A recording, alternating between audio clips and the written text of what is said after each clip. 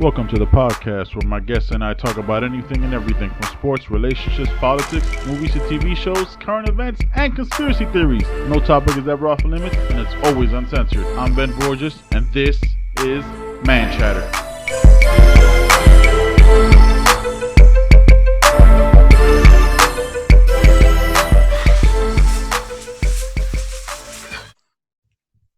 Yo, what up, man? Good to have you on the podcast again, my brother.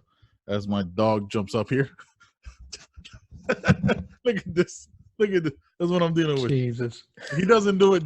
We go pre-record for 15 minutes. Nothing happens. The second I hit record, he jumps up and makes a cameo. Hey, man. He timed it perfectly. He really did, though. He's like, hey, man, I'm a video bomb the shit out of this. So that was my dog right there in the corner that just made a cameo. So, yeah, man. So let's just jump right into this shit. So we've actually been listening to the same audiobooks the last couple weeks. This is gonna get real old real fast with my dog. We've been listening to the same audiobooks the last couple weeks, and it's the whole Malcolm Gladwell thing, right? So I wanted to get your perspective on it, but I'm gonna go ahead and go first if you don't mind. By the way, it's Jonathan Vallejo on the line. It's my brother from another mother, aka Too Short. AKA his feet are actually swinging in that chair. You just can't tell. AKA the better looking one. No, definitely not. AKA that's a fake beard. So yeah, man. So my whole thing with the book that I liked about it is like it changed the way I view a lot of things that I've always thought of, right? Like the whole thing was like if somebody's lying to you when they can't make direct eye contact with you, or they're acting a little bit shifty. All that stuff is bullshit. It's all the stuff that, like, when you start thinking about it, it's like the stuff that somebody somewhere told you that was true. Like, I don't remember a class being given on that. It was just like, I told you, hey, Jonathan, man, that guy's lying to you because you didn't make eye contact with you. Like, there's no scientific basis for none of it. So listening to that, it was like, what the fuck? Like, I thought all this shit was true, and it's just stuff I made up in my mind because somebody told me. So what did you think? Yeah, besides... I mean, who are the people that say that? Investigators or interrogators or psychologists that'll say if someone's looking up and to the left or up and to the right, it means two different things. Right. Right? Yeah. But it could also mean that this person is completely innocent and nervous and, they don't know how to react, right? If someone stops, let's say a cop stops you or whatever, or your parents say, hey, they think you did something because, usually maybe you're the one that spills the milk or spills something and never cleans up after themselves. Yeah. And then the same thing happens and it's not you and they're approaching and you're freaking out. Like, you don't know how to react. That's human instinct, I guess. Yeah. There's more human nature because I think it's misleading. Like, even talking about it now and brainstorming this with you is the fact that, like, it's misleading because you're thinking that everybody you talk to, every single person you talk to all your life is going to have the same character traits and react the same way to everything. Like that, like just saying that out loud, it just doesn't make sense, right? Like, because you and I act differently to everything. You, me, and your brother act very differently to this. We could see the same shit, and one of us could be like, yo, that was crazy, and the other was like doesn't even register, right? Like none of us are the same. Right, and I act differently based on my life experiences, right? I might have reacted to a particular event one way when I was 15, and a different way as a 25-year-old and completely different now that I'm 35 going on 36 because of what I've seen. And maybe it's because I'm jaded or because, whatever. We all have different life experiences. So it shapes the way that we react to things or don't react to things. Yeah. So it makes you think like it goes back to the fact that like everything we've ever been, I guess, told or learned, I guess, symbiotically, you know what I mean? Like, things like just my dog keeps biting me, bro. This is gonna be fun. Anyways, so yeah, man. Like it just doesn't make sense. Like because all these things we thought of, none of it is true. And again, even talking it out with you is like it doesn't make any sense, right? So a couple of examples that Malcolm Gladwell gives in the book is the Amanda Knox one. I think that's the one that really stood out to me, right? Because she acted so differently than anybody, but she was just acting like herself. Like that shit was crazy. What an innocent person would. Exactly. Right. Like the fact that they thought she was guilty because she bought underwear the next day because they were like trying to frame her for like some sex addict or whatever. Like it was like some sex party that had gone wrong. It was crazy, man. Or that the investigator saw her doing like a split at the what is it, the precinct or something when she got off the elevator. Yeah. Like just the stuff that doesn't like. How is that? So how does that that? Was they made a judgment right there? Like, oh, this girl's guilty. Look at how she's reacting. It doesn't bother her. She's guilty. Yeah, exactly. Just off that, not of evidence, not of something that they found to link her to the actual event, which but just based off your personal feeling. Like it was another one that was crazy was the fact that what was it? The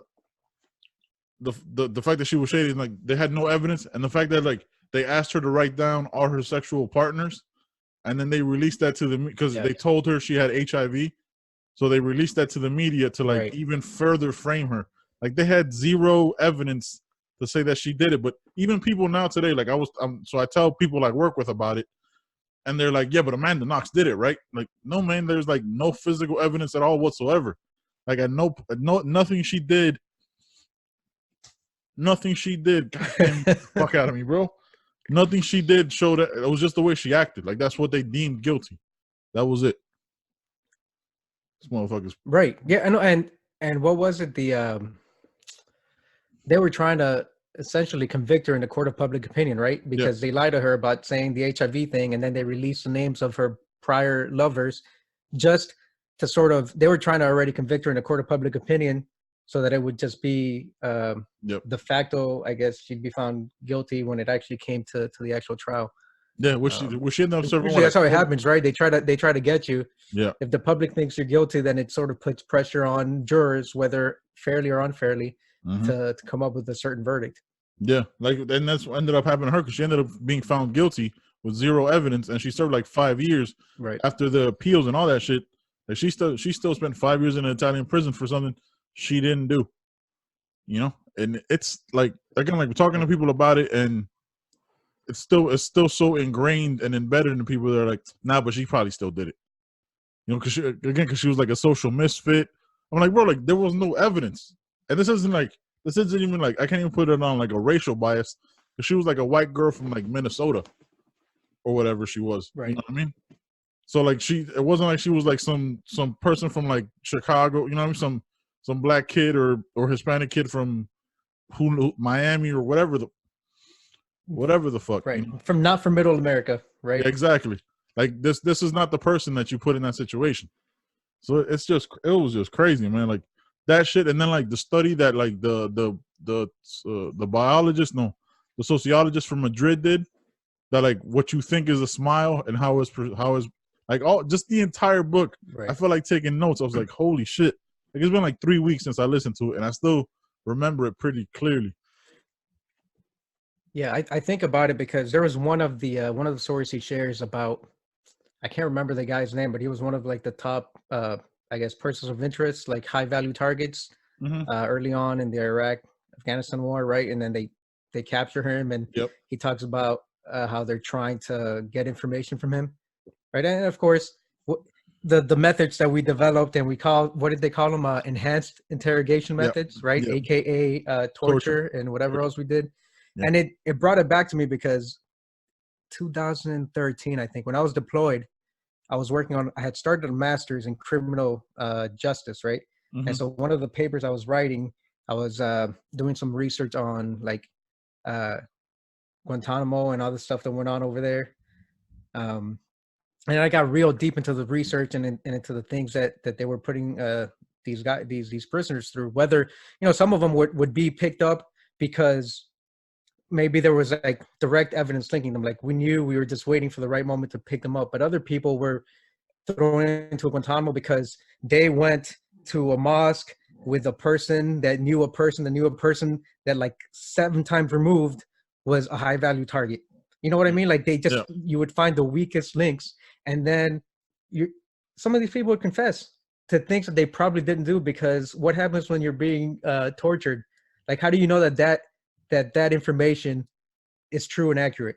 Yeah, John, give me a second. Give me a second. All right, man. My bad for that interruption, man. My dog wanted to go crazy and become extremely needy when he was totally fine for like 15 minutes before the podcast. So yeah, man. So back to the high value targets, right? Like that shit was crazy because it makes you question all the information and data that they got because of how these people were treated. Now, we're not here to defend the people that were terrorists, right? But as far as like the stuff they got, which was crazy. So let's get back into that. Well, yeah, and that was one of the things that I found while I was researching and writing that paper, was that quite a few of those guys, they were held for 3, 4, 5 years and then released because there was nothing really legitimate to hold them there. Now, this was what, 5, 6 years ago when I was working on this paper. I don't remember what happened to the rest of those folks, right? Right. I don't know if I've been so far removed from even following the news and what's going on that I don't even know if we still have people in Guantanamo that we're holding. We do. What I mean? We do. Yeah. So, but there were quite a few of them that we were holding that we had no reason to, but we were just holding them just because we found a tenuous link. And then there were some that they finally released. But then what happens? They lost 5 years with their family, and we had nothing to hold them in the first place, and we release them. Do you think then at that moment when you release them that's not going to radicalize someone or turn them? Don't you think that we would, if they were innocent in the first place, wouldn't they have more reason to actually act against the U.S. or against the Western world after something like that happens to them? I mean, 100%, right? Because it doesn't. The thing is like it's so. It's weird, right? Because you're criticized. It's an uncomfortable situation, but like you're not just radicalizing them, right? Like you're also possibly radicalizing their families, right? Because that their sons, daughters, brothers, uncles, you know what I mean? All those people are without their family, or without one of them for some reason or another. They're just taken. They probably were never heard from. You know what I mean? I'm assuming they don't like knock on the door like, hey, we need to go talk to so and so. I'm assuming they like snatch them up in a black unmarked van, like you know what I mean? I'm just going off movies because I've never been in that situation. But it does bring those situations, like it does make it seem like, yeah, man, what you're asking for is more people being radicalized. Like, did you see what's it called? Did you see the Jack Ryan on Amazon Prime? I did. So like that's almost like a perfect example again, with Jim? right? Yeah, with good old Jim. Man grew a beard, all of a sudden became a badass. So it you know what I mean? Like it became this thing where like it starts out with you saw him, his brother was killed, right? Like as a little kid, and they showed the bomb, it said like USA or whatever, said like some crazy shit on it. And then I'm like, from a kid, like that's it, man. That you've lost that person. Like who knows how many other hundreds of thousands of kids that's happened to. So there's an accountability there that doesn't happen, and it's hard for us to like call it out because we think they're doing it in the terms of American national security. So it's like it's super awkward. Or like you want to speak against that, but then are you speaking for possible terrorism? So you know what I mean? So it's like it's a slippery slope. We're like, man, this can get really awkward really fast. Yeah, I mean, I only brought it up because they talk about it in the book. Right. I don't know if it was I guess it was one of the former CIA officers who was I don't know if it was a case officer or he was interrogating him, but I think he was interrogating him. Again, yeah, you don't know. He's a stranger, so the book is talking to strangers. So we go in thinking that if we've known someone for 10, 15 years, we already know how they're going to react. We know their tells, I guess, their poker face or lack of a poker face. So we go with these preconceived notions that we know how certain people react. And so when we're talking to a stranger, we have this already in our head that, well, if they react this way, I've already seen it. I know that they're lying to me or they're feeding me a line of crap. And, it worked against Amanda Knox because that's just the way she was. And, God, I can't remember I can't remember this guy's name, but it was a long name with too many letters and it's Arabic and I can't. I can't say it. But I mean the stories that he was telling, like he was talking about how he didn't give anything up and eventually he started cooperating. Yep. And but how can you tell if he's cooperating or if it's just because he's being tortured or being enhancedly interrogated? Or interrogated in an enhanced manner that stuff is true. Yeah, and then also it comes with the fact like he was interrogated for years, right? So how much could he know about what's happening in the real world at that moment? Right? Like, I guess because the examples they gave was like, it talked about like different times that I think it was like Al Qaeda, right? Yeah, it was like Osama bin Laden's thing. It was like Al Qaeda was before ISIS. Took charge of or took ownership of these certain attacks and all this stuff. And even when, like, even the guy said like it was something that like there was no way he could have been a part of because he was in this place that, you know what I mean? And so it was like, even in that stuff, it's like, okay, there's stuff he's not telling us. But the interesting stuff about the book, all of it, first of all of it is interesting. So we flew through that book in what, 5-6 days? Like, I was listening to that book as much as I could and as quickly as I could. So another thing that was interesting was the fact that they put the interrogators through the interrogation, right? Like listen, man, let's call it what it is. It was torture, right? The thing that was terrifying to me was they said that they would put them in like a hole in a metal tanker, right? And they would fill it with water. Yeah. And they knew this is how fucked up this is. Because this is how fucked up the people who run the training are. Like, they would put it where it would just get to enough where, like, where your nose and your mouth were the only thing, because you had that metal cap, were the only thing that was above it. Right. So what the fuck is that about? Like, that's, first of all, just teach a PowerPoint presentation. You don't have to put somebody in that shit. Like, I feel like I get the point of it if I see somebody else. Like, oh, okay, that shit looks like it sucks. I don't feel like that's something I would have to go through to understand it. I mean, this isn't working. This isn't like a regular soldier airman kind of thing, you know. Like when you're talking about these enhanced interrogation techniques, I think it's necessary that you know exactly what you're putting someone through. Yeah, but I'm just saying personally, fuck that shit. Just not happening. Just not happening for me. What was it? Another part. We could talk about the Cuban spies, which just happened again, bro. Like, So the Cuban spy thing, right? We're pretty much summarizing the entire book here. We're saving you 8 hours, but we still recommend highly that you listen to this book. No, read it.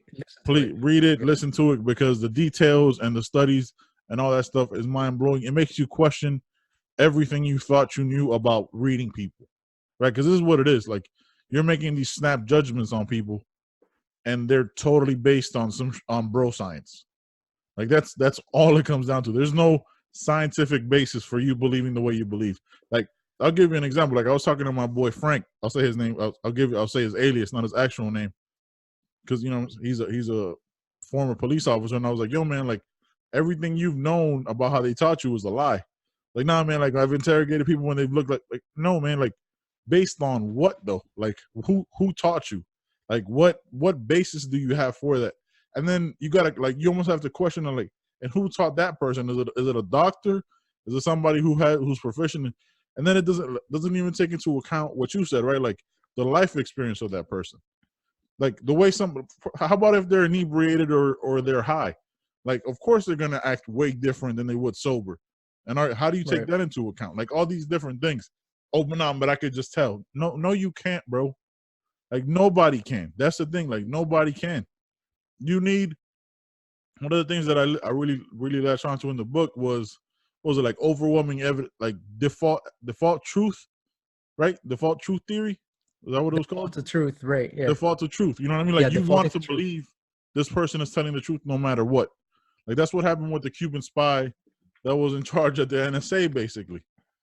You know what I mean? That didn't get arrested till like the early 2000s, and she was there for like 20 years.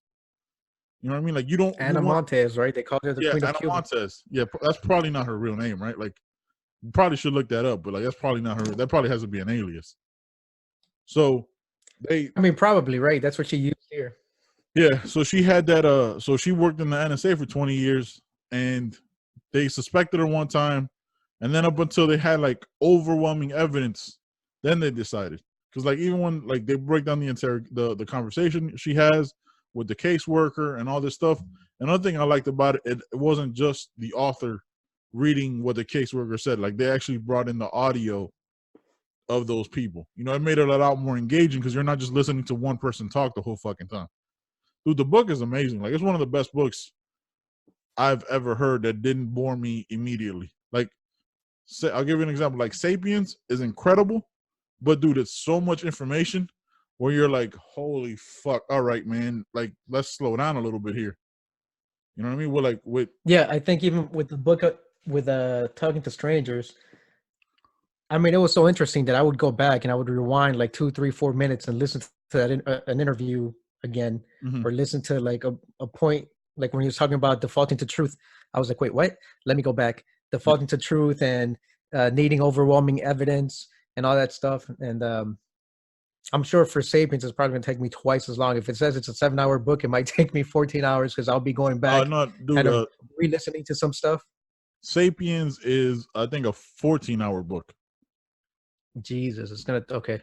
Yeah, like, dude, like I listened to Sapiens probably a year ago, right? I finished it, and I'm just recently like I go back, and I'm like probably like 6 hours in to the second time, and I'm still here. Like it breaks down, dude. Like it breaks down. Like I'll give you one thing that like blew my mind that I don't remember ever hearing about in school, like the domestication of corn, right? So the thing is, like us as humans, we believe in the arrogance of us, right? Like that we made everything bent to our will. And like I'm paraphrasing and I'm summarizing this like because it's like an hour and 45 minutes of just this corn shit, right? So like he goes that Yuval Noah Harari, which is the Israeli historian, he says that we didn't domesticate corn. Corn domesticated us, which is what actually started building cities and towns and all that stuff, because corn needed to be there and be cultivated. The earth needed to be replowed and the season needed to be done. Like you couldn't just go drop it, leave, come back. You had to be there to nurture it and take care of the soil to take care of it. So that alone made people stay in certain areas, which made those humans or those sapiens, you know what I mean, whatever version they were, stay there longer and completely change the generations of people being there instead of just being transient. Because before it was just about survival. Right. Once they grew a crop like that, it completely changed that, and it completely changed history. Like I didn't know anything about that. Like that's some crazy. Like what? Like that's I just didn't understand that up until he broke it down. And it's just so much, man. Just it's really, you really feel like you have to take notes with that shit. Like honestly, it's crazy. Yeah, I mean, we gloss over this stuff or not even talk about it when you go to school. That it reminds me. So I'm using this. I mentioned it to you. I'm using this app called Libby. Yeah. Libby.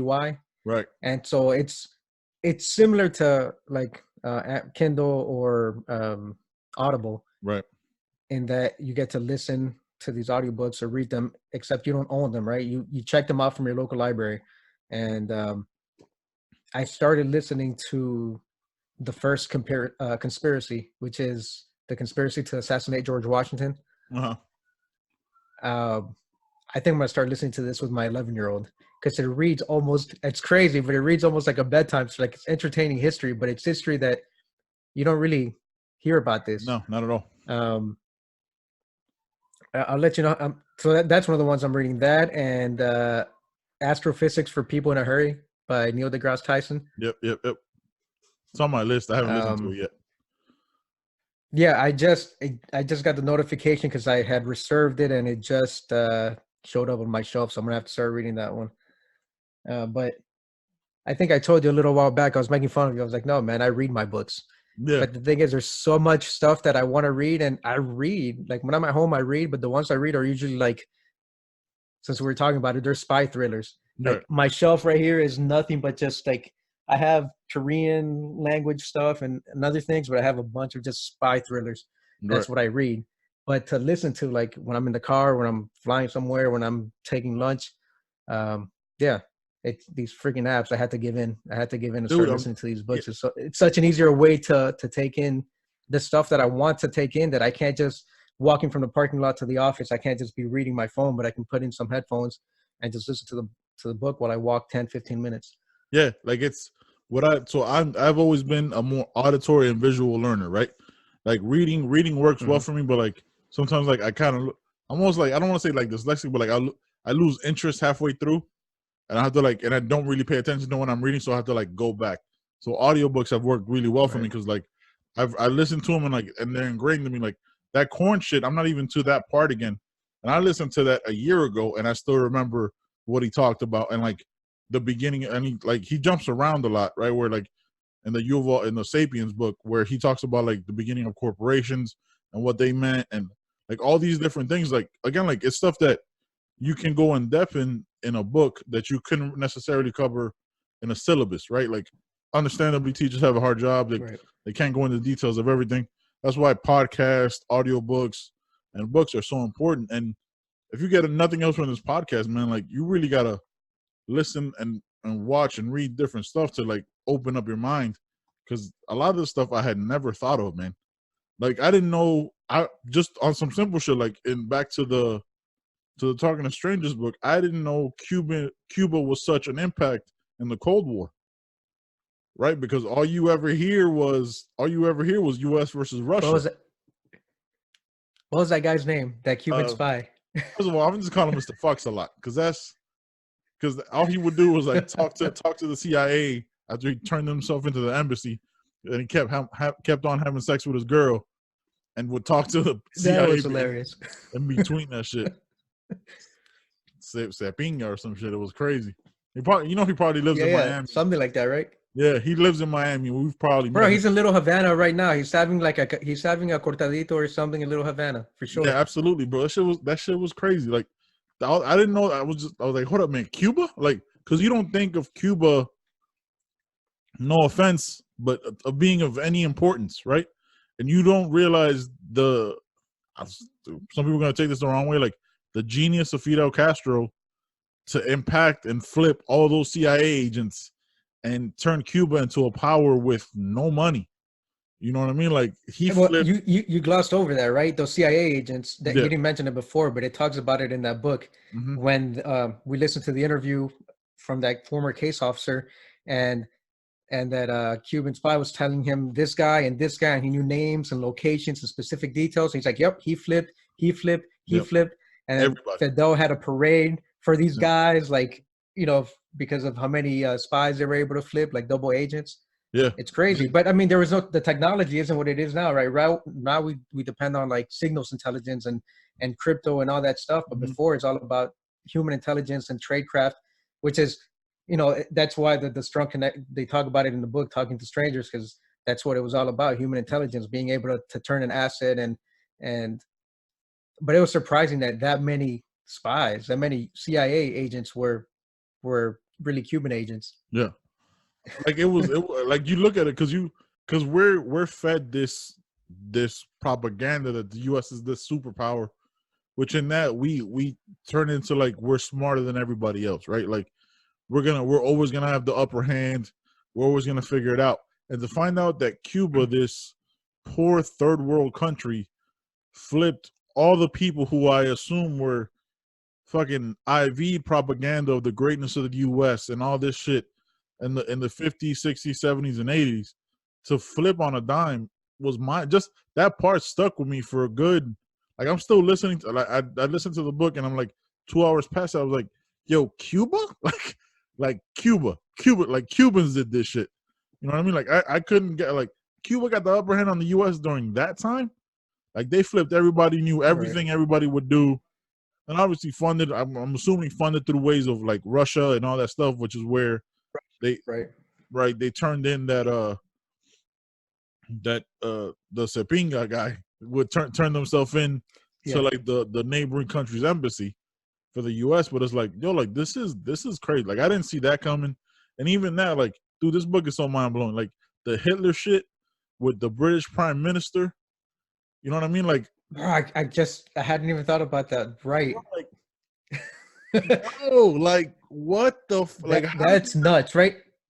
Yeah, and the Dutch, yeah, like he had a bunch of people fooled. Like he's like, nah, man, I'm only gonna take care of this, and people just believed him, and like it shows, like, so the whole thing. Winston Churchill never believed him, never believed Hitler was after only one thing. He knew he was an issue, and it was a person that never met him, right? So like another right. That's a good point right there.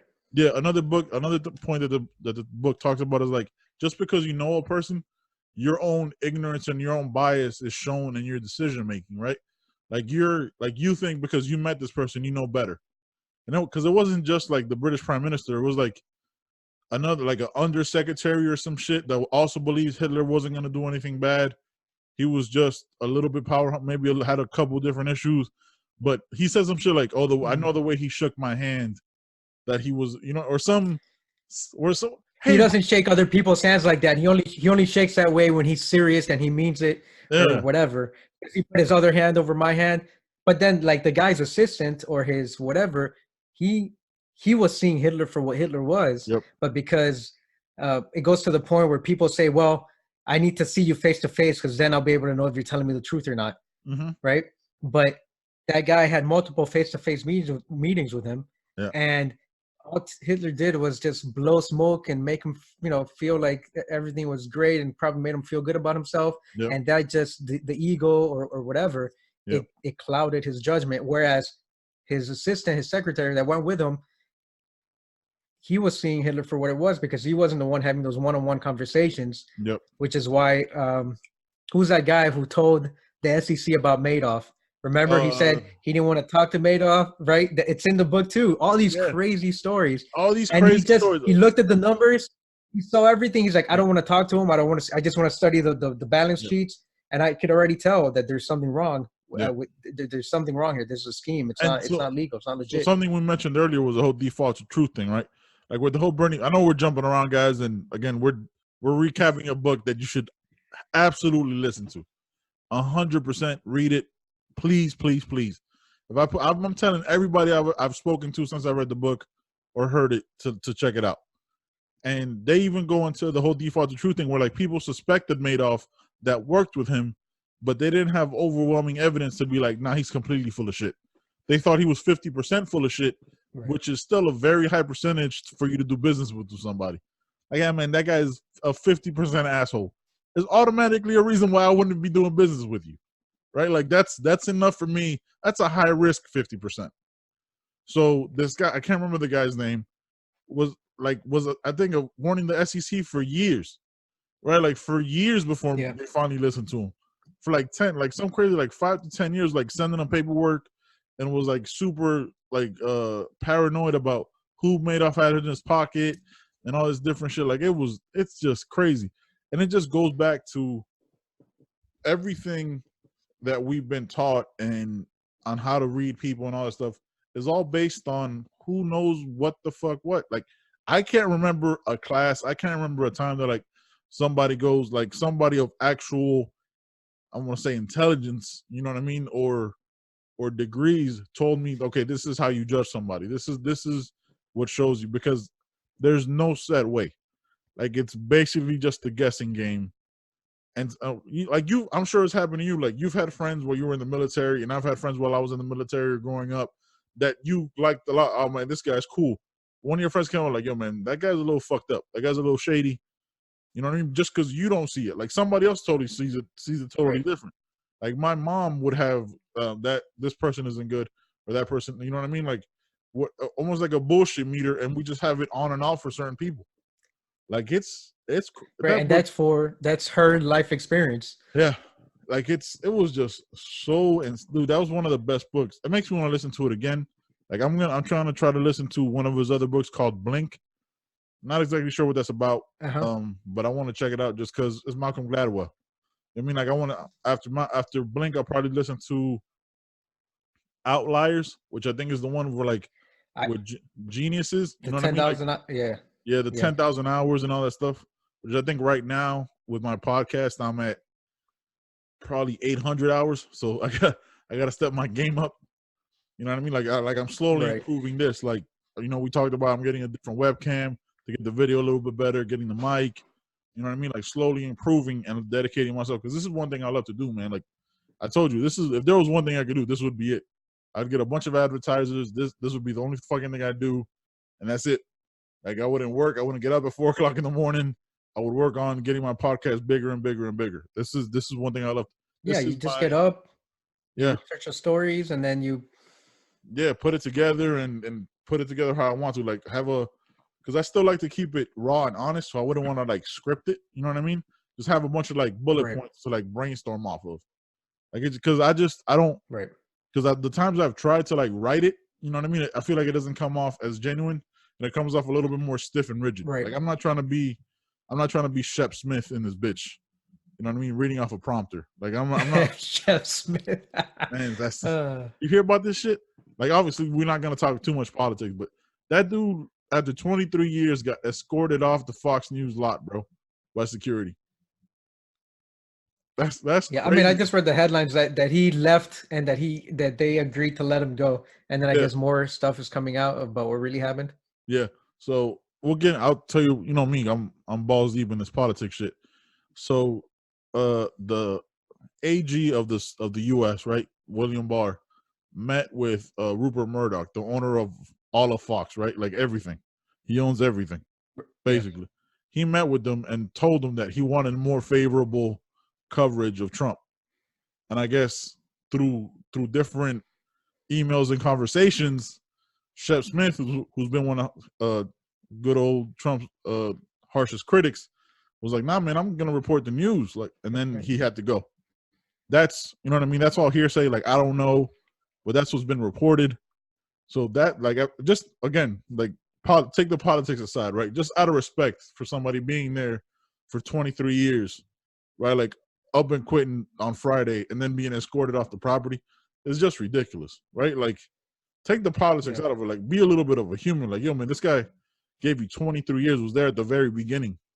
Even if I don't agree with most of his politics, right? Like, just have a little bit of humanity. Like, yo, man, at least cut him a birthday cake. Give him some kind of, like, something. Like, you don't just, with security, bro, like, what threat is he? Like, that's crazy. I don't know. Default to truth, man. That's all I got. And I guess he was one of the more moderate, or maybe the only moderate voice there. Yeah. So I mean, he's still, right, conservative, right leaning, whatever, but he was one of the ones that I guess would call BS. Yes. So I mean, I don't watch the news. I don't watch CNN, so I don't watch MSNBC. Like, I watch it for headlines. I don't watch Fox. Yep. Because it's not really news, right? It's entertainment. You have talking heads on both sides. So if people still get their news from those shows, that's one of the problems, right? That isn't news. News should be reported like just facts. Yep. If someone's saying one thing and someone's saying another thing and another person's saying a third thing about the same event, different points of views, or saying this is right, then that's not news. That's just entertainment, right? You're just doing it for ratings. Like, it always gets a little crazy for me, like, because as you've noticed, right, like, we follow each other on social media. Like, I've stayed away from the Trump rant, from the political rants, right? Not just Trump, just in general, because it serves no purpose, right? Like I said, like, if you want to come on the podcast, you're always welcome. We'll talk about it here in a long form instead of like some quick, I didn't actually read what you wrote, but let me just get my points across shit, right? Like, let me just win this argument without listening to yours. Like, that's not what I'm about anymore. So, what was I saying? So I've stayed away from that. But, like, people will argue, like, what Trump says when there's video of him saying it. You know what I mean? Like, that's the part that I don't understand. Like, if I came on this podcast and I just started saying a whole bunch of racial slurs and just bashing everybody that wasn't Hispanic and doing all, you know what I mean, doing all this shit, I don't expect you or anybody that I know to be like, nah, man, that's not what Ben meant. He meant that, Hispanics are just going through a tough time right now. And, you know what I mean? Like, if I just went out on a bash of black, whites, you know what I mean? Like, Asian Americans, all these things, like, I wouldn't expect you to be like, nah, man, that's not what, like, that's the part that I've never understood. Like, dude, like, I'm not even saying like what this CNN anchor or this MSNBC anchor or this Fox, like, dude, like, the video says he said this, bro. Like, I could pull up his own video and he said X, Y, and Z, and you argue that, then I have nothing else to argue with you about.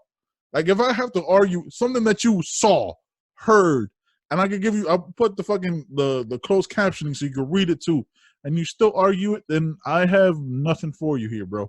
Like, I don't know what else to do. And that's the problem, right? You've used that word. You use the word argue. So you're not even discussing or having a conversation. At that point, it just becomes an argument, and it's just, there's nothing to talk about. Nothing to talk about at all. I mean, I'm not going to say anything. I'm just going to say one more thing, and it's actually about left-leaning, like really liberal people. I've had the same conversation with them, and they have their points of views, and I'm like, I'm trying to have a conversation with them, but they're just so deep into what they believe that I don't think they're listening to to that moment, that conversation that we're trying to have. They're just forming their reply to whatever it is that I said, Yep. regardless. So it's like, okay, well, I don't talk politics with people anymore. Like it's hard, and it's funny because now my wife is keeping up with it more than I am, and she'll Right. mention it to me, and she'll tell me about this story, and I'll listen, and I'll be like, okay, yeah, that's interesting, and we'll talk about it. But I'm like, I don't want to get too and we both have the same views, but even then, I'm like, yeah, like I don't even want to hear agreeing points of views anymore. I just don't want to talk about politics. Period. That's how bad it's gotten. Yeah, it's like even though what you're saying is I agree with, it's just like let me just listen to some Malcolm Gladwell or something like it. yeah. Just Yeah, let me just keep expanding my mind. Yeah, I get you, man. Like, even I stayed, like, I used to listen to some political podcasts, right? Like, there was one, I can't remember now. There was one like podcast of the people or some shit. I forgot the name. I used to listen to them, and it got to be too much. Where I was like consuming too much politics, right? Like, it was just because I'm getting, and it was like people, because it's crazy, right? Like, people think that like all Democrats are the same, which they're not. You know what I mean? There's no monolith of a Democrat. There's progressives, there's liberals, which are different. There's conservatives. There's the people who are far left, who are like Antifa and all that stuff. Side note: if shit got crazy, I'd probably be more with them, minus the craziness, because I'm never gonna be pro-fascist. right. You know what I mean? So like, I'm never gonna be with the fascists. So if anything, I'm anti-fascist. Sorry, just not a big fan of Hitler. And so it's all these things. Like, there's different versions, right? Like, but I also understand that like for older Democrats and older people, it's harder for them to, what's the word I'm looking for, to accommodate or change the way they view things because of their life experiences, right? Like, they have to get accustomed to a lot of different things now, like the whole like transgender, like non-binary, that stuff is very confusing for me, if I'm just being honest, right? Like, that stuff's confusing for me, and I'm in that generation when it's happening. But again, like, I could tell you this, like, the times that I've seen or met transgender or non-binary or however you deem yourself, which I have no problem with, you know what I mean? Like, that stuff has been older people. You know what I mean? So like, it's confusing to me to like when people are like, oh, these parents, I don't even know we're gonna get into this, but oh, these parents are just putting it on the kids. I'm like, bro, but like other people I've met that have, you know what I mean, that were clearly born men and are transitioning or whatever it is that they're doing towards for women or whatever it is. Like, I don't know all the things, right? So apologies to anybody. I'm not trying to get canceled. That's not what I'm trying to do here. Like, I just don't know. You know what I mean? I just don't know a lot of these things. Have been older generations, so like I see the disconnect, like with my own anecdotal evidence of it. Like, it's been older people. Like, I have yet to see like a young kid that was born one sex transitioning to the other. Like, that's not a thing that I've actually seen. Like, I've seen television shows of it, but like in my own experience, like I haven't seen it. So like, it's this outrage shit where like, dude, like, you're seeing this through media. Like, if you're letting the media perspective of it, you know what I'm not like, so you're seeing it through social media, not like news media. Like, you're letting these things outrage you, like, that don't actually affect you. I just don't get it. I mean, like, it doesn't affect me for 1 second that Brian became Brenda. You know what I mean? Like, it doesn't affect me for 1 second that Brenda became Cassius. You know what I mean? Whatever. Like, it doesn't. None of that affects me. Like, they're human beings, should be treated as such. Up until the moment they break the law. Not that you think they're gonna break the law or do all this shit. Why does it matter? You know what I mean? Like, I'm gonna bring it back to the Malcolm Gladwell thing. You have a pedophile in a Larry Nasser that fucking raped tens of thousands of little girls, and you gave him the benefit of the doubt because that's just Larry being Larry. You know what I mean? That's something that actually happened and your children told you about, and you did nothing. But you're afraid of what might not ever possibly happen in a bathroom, maybe, is crazy to me. You know what I mean? Like, it just, I don't put those things together because again, it's anecdotal, right? Like, these are all things that I see. Like I've just never seen it where it becomes like this threat of a thing when your your gymnastics doctor is the one that you should be looking at. I But don't know. that's crazy, right? That they're telling their parents, and their parents are like, he's just performing his test. Like, that's your daughter, that's your child. How do you not Yeah. take your child's word? Like, to me as a parent, I would, that's what you do as a parent, right? You just have that overwhelming feeling of protection, Mm-hmm. right? Especially a mother. And then some of the stories they told were they were telling their mothers, and their mothers were like, oh, he's just performing these tests. You're thinking too much into it. Yeah. So let So, me and let me that goes to the overwhelming evidence, right? Like, they're right. like, no, he's just, this is what he does. So, I mean, what do you need? Like, I think they told a story where like one of them was in the room, Yep. and while the test was being performed, and he was doing some extracurricular stuff that he shouldn't have been doing, Yeah. and nothing happened, nothing was Nothing. done or said. So if you guys don't know about the Larry Nasser thing, I wanna.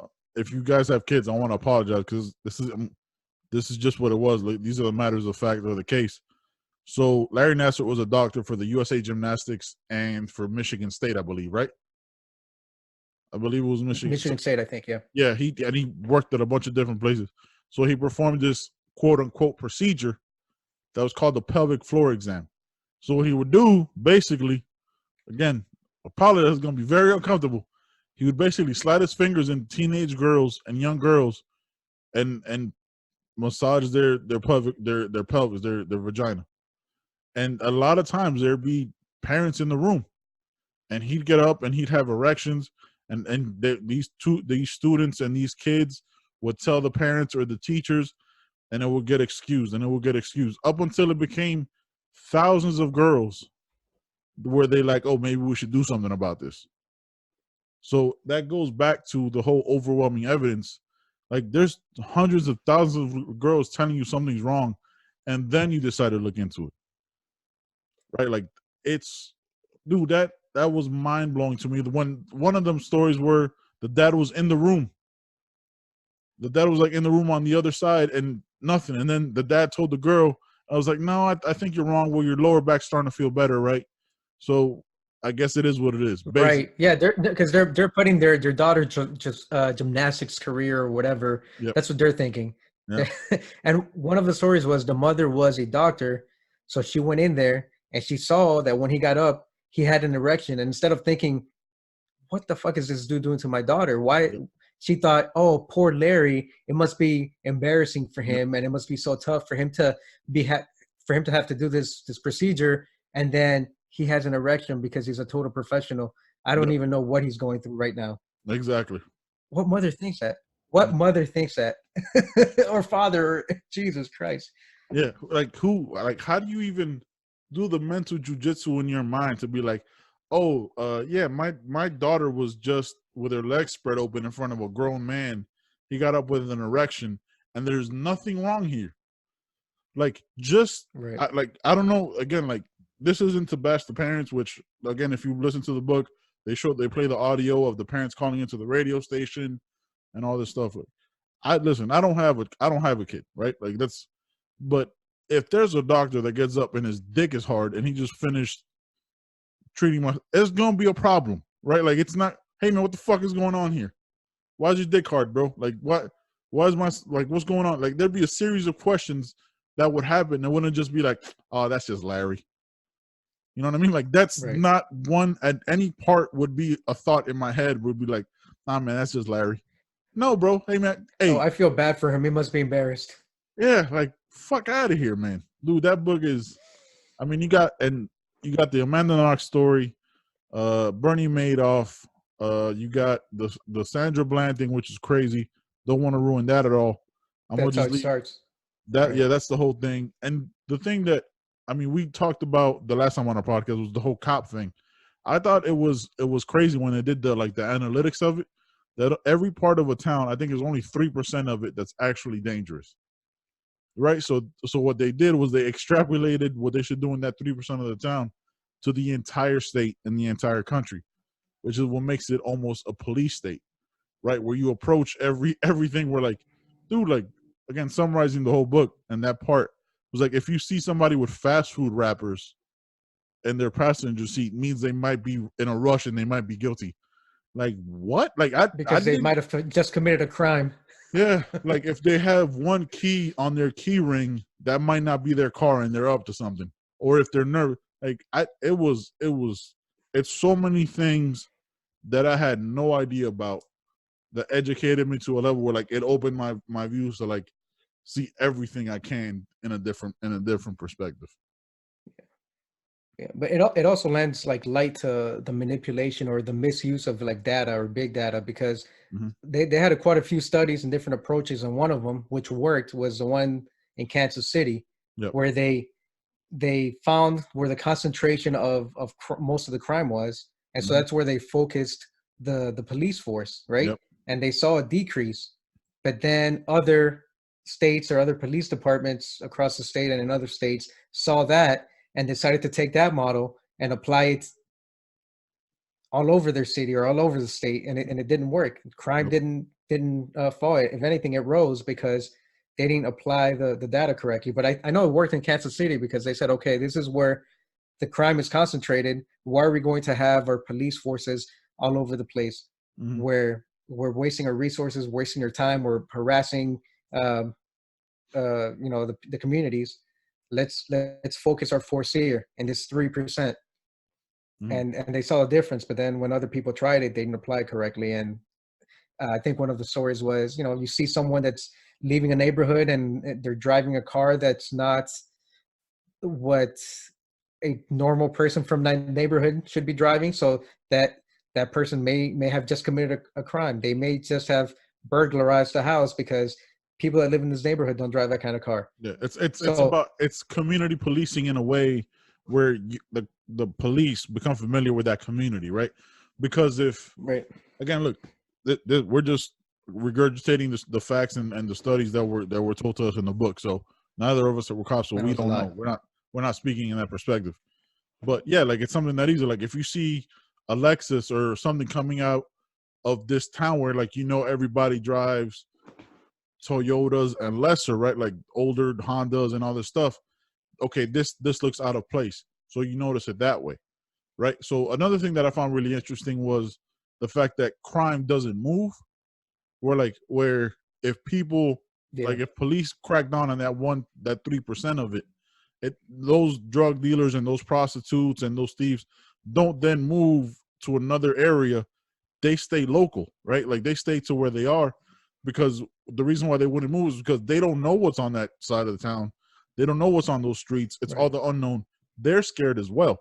Like I didn't think about I think of crime like, oh, these motherfuckers are just gonna be anywhere and everywhere, right? Like it's stuff, and there's no scientific proof behind that. Again, it's just the bro science of stuff that's been told to us and regurgitated to us. Where like you should constantly be in fear because crime is always around the corner. That's not. There's no proof behind that. Like the data shows where the crime is, and that's where you should that's where you should focus your policing and make that area safer. Then those crimes and those criminals aren't gonna then move, because the community is gonna be like, yo, man, you don't fucking belong here. I mean, like, you're not a drug dealer from this side of town or whatever it is. Like that doesn't move. Like you think if prostitutes got arrested on Main Street, they'd move to another street. No, they don't, because they know what's gonna happen here on Main Street. They're not gonna then move to another town where who knows what could happen. I never thought of that. Like I just thought, you know what I mean? Like cockroaches almost, you know what I mean?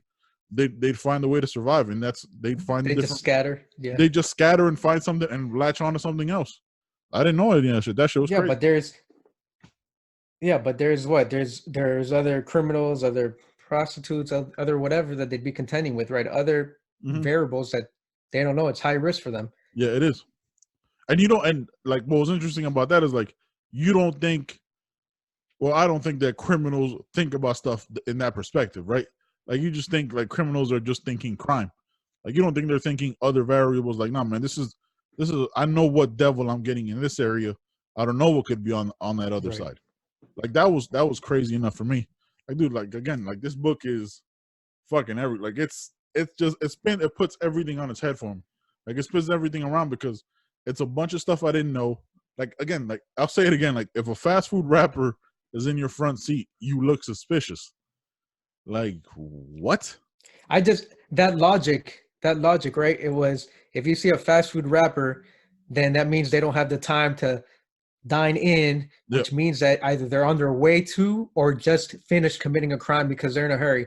That's how they connected the dots. Yeah, it doesn't make sense. That's a lot of people. That's the diet of most Americans. Yeah, that's the American diet, fast food, right? I know you love your Five Guys, and you gotta. Hey, I mean, I know you love your Five Guys, right? Hey, you can't real drive quick through. though. Let's talk about it. There's no straight way to say that, right? Like, I was talking about it with my wife earlier. I was like, there's no way to say I want to go to Five Guys. See, can't do that. Oh, let's eat Five Guys again. Still can't. Hey, you want to get a burger from Five Guys? Still a little weird. You know what I mean? Like, there's no way you could say that where you want to get, or like what you said, like you want to go to the place where they give you a ton of fries for nothing. Like, you want to eat there? Let's go to that restaurant that's got the red and white checkered pattern where they give you unlimited fries and peanuts. Yeah. Like what? Shit, I just ran out of breath saying that. Dude, that's a long ass title. They would never have made it. But that shit just doesn't make sense, man. The whole fast food wrapper thing and all that, like, it was just such a different way of looking at stuff that I'd honestly never thought of. Like, to become like, I didn't know there was studies behind it that completely disprove it, that are just pushed to the side because it's inconvenient.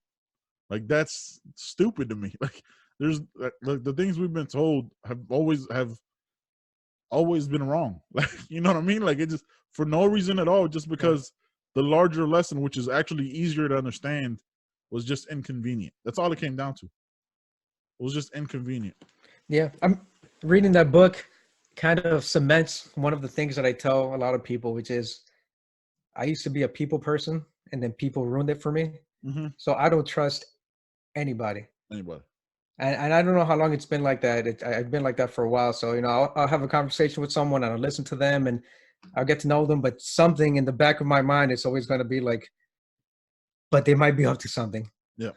And eventually I get to know people or whatever, but it's still like, I don't know. I always go into, when I meet new people, whether it's at work or meeting new friends or whatever it is, I'm introduced to somebody.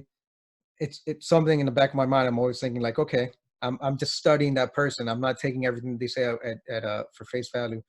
I don't know what event in my life caused me to start looking at people that way and be, I don't know if it's distrustful, like, not trust people, or maybe just more careful, evaluate them, whatever it was. But I saw you nod your head like you knew what event in my life. I mean, we'll talk about that offline. Like, we're not gonna put any business out on the podcast like that. You know what I mean? That's our personal friendship. Like, we'll talk about that at a different time. Like, but yeah, man. I mean, you're a little bit like the guy who suspected Bernie Madoff, right? Like, in a little bit of that. His name is Harry Markopoulos. I looked him up when you were trying to figure out who he was. Yeah, so Markopoulos, right? Like, you're a little bit like that, because think about how miserable that must be, right? Like, where you think everybody, was it that they're called like truth something? Like, they believe everybody's up to something, everybody's guilty of something. I forgot what Malcolm Gladwell called them, but I can't remember what he called it. But yeah, but it's a little bit. Yeah, that dude he can never be happy. Yeah, he can never be happy, which obviously isn't the case for you, because you got a wife and 2 kids, and you've made yourself very successful. But that guy's like a hermit almost, right? Like, he doesn't go out, he doesn't trust anybody, doesn't have any friends. He's like, even in the audio, like, you could tell how skittish he was. You know what I mean? He was like, oh, I don't know. One of the reasons why people didn't believe him. Yeah, because he was like so fucking awkward. But yeah, man, like, it's, again, like, it goes back to the thing where, like, you think you know all these things because it was told to you at some point, right? Like, but there's no truth. Like, again, like, shit that I didn't know, like how effective Cubans were in flipping CIA agents in the 60s and 70s with probably beautiful women and drugs. I mean, I don't know, or, you know what I mean, they blackmailed them. Any certain level of things, like how. Well, yeah, they blackmailed them with beautiful women and drugs. Yeah, it's very cocaine. It's very hell of a drug. But you go back to the Ana Montes thing, where she worked for the NSA for 20 years.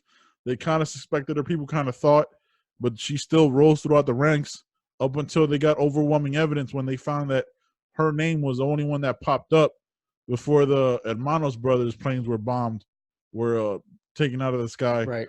You know what I mean? That's why that whole thing happened. Like, dude, like there's so many stories in this book where we've literally discussed it for however long, and we didn't even cover what 10% of it.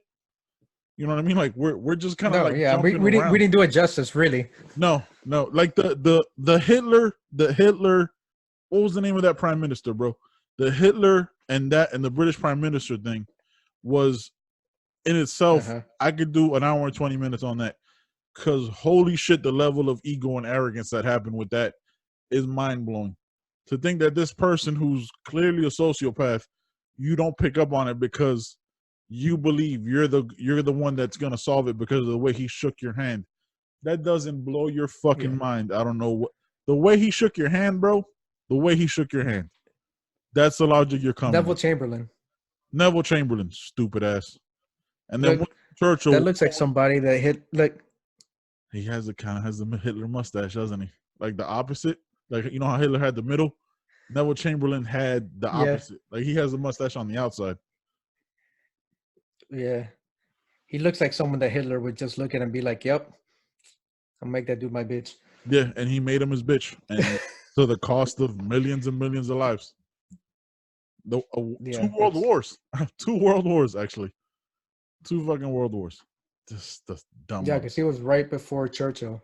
Yeah, Churchill took over for him, and Churchill always knew Hitler was full of shit. What the fuck, bro? And he never met him, not once, but he knew that Hitler was full of it. He knew his intentions. And again, it just goes to prove that when we talk about like, oh, I need to, if I see you, if I have someone in front of me, or if you're being interrogated, I can see it by looking in your eyes, you know, all that stuff that they tell you. Someone has good posture and they maintain eye contact and all this stuff. And Hitler did all that stuff, and he lied to his face with good posture and a firm handshake and steady eye contact. And he just bullshit his way through those meetings. And the reason why is because Hitler acted differently, but knew how normal people would act, right? Like he knew what he had to do, because he just had to act a certain way, right? Like he had to act the stereotypical way of somebody who's not guilty and up to no good, because that's a very easy thing to do when most people think this is the way you should act, right? Like he just fed into the stereotype of how a not guilty person acts, and that's all it took. Because like even if he was up to no good, and even if Neville Chamberlain had some kind of ideas, he didn't have overwhelming evidence, right? Like even though other people like Winston Churchill, who never met him, was like, nah, man, this guy's completely full of shit, bro. Like, yo, like you don't smell this shit? Like it's the odor is strong with this one. You know what I mean? It was just crazy shit, bro. Just crazy shit. Yeah. Motherfucker. Dude, this book was I think we talked about that book the entire time. Yeah, I mean, that's how good that book is. Yeah, that's a solid hour. It's an hour and 10. I can't see on here how long we've been talking, but it's about that with the counting. Something like that. Yeah, counting out the smack of. I know you took a Five Guys break. Yeah, we had to take a Five Guys break, man. Five Guys is always good. See, like, dude, seriously, right? Like, there's no normal way. And I'm not even homophobic. There's no like non-homo way to say that, right? Like, you know, I'm going to Five. I guess I'm going to Five Guys.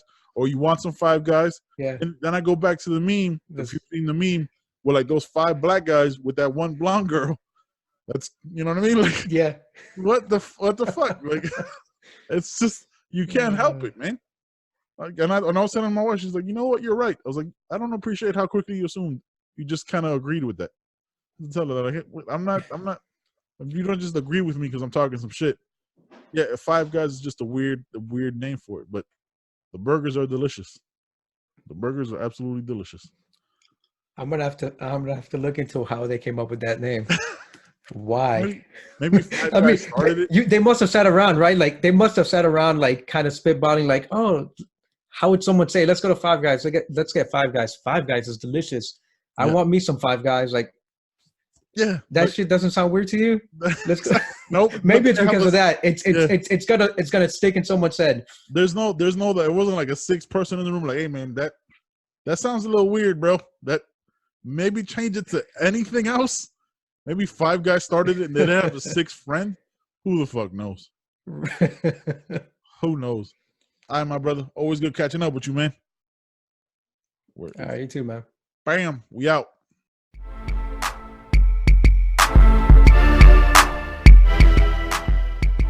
Thanks for listening to the Man Chatter podcast with your host, as always, Ben Borges. Till next time, peace.